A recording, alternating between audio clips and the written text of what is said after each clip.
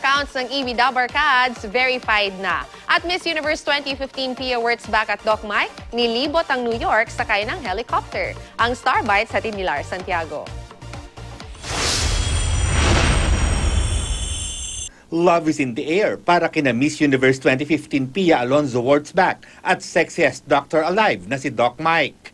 Tila nag-time out ang dalawa sa kanilang busy life at level up na ang kanilang bonding moment. Sakay ng helicopter, nilibot ng dalawa ang Big Apple. Sa isang tweet pic, kitang-kitang extra sweetness ng dalawa. Dati nang inamin ni Pia na nagde-date silang dalawa ni Doc Mike. At nang magbalik bansa si Pia last week, nag-tweet pa si Doc Mike sa ating Miss Universe na siya ang forever Miss Philippines para sa kanya. Nakakuha na ng Big Blue Check ang Instagram accounts ng Dabarkads. Ipinagbubunyi ng Aldab Nation ang pagiging verified ng kanilang accounts.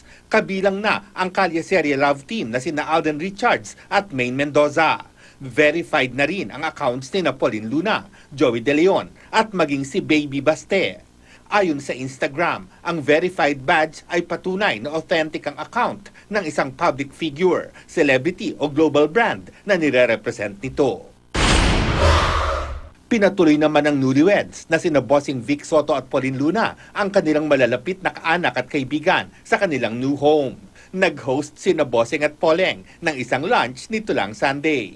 Sabi pa ni Pauline, ito ang first lunch nila sa kanilang bagong tahanan.